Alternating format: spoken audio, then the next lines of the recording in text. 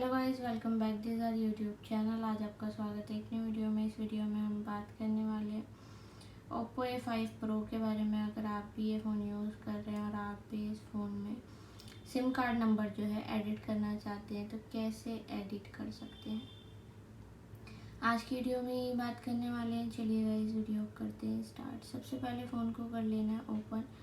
Phone को open करेंगे, इस टाइप से आपको इंटरफेस देखने को मिलेगा।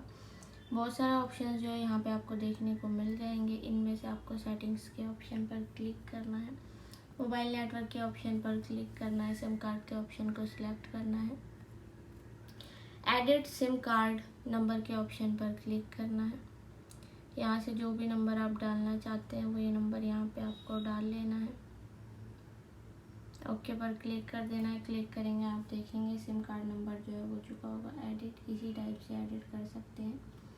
वीडियो अच्छी लगी है तो चैनल को सब्सक्राइब, वीडियो को लाइक शेयर ज़रूर कर दें। साथ ही बेल आइकन का बटन भी प्रेस कर दें ताकि आने वाली वीडियो की नोटिफिकेशन आपको मिलती रहे। मिलते हैं नेक्स्ट वीडियो में, तब तक के लिए बाय बाय।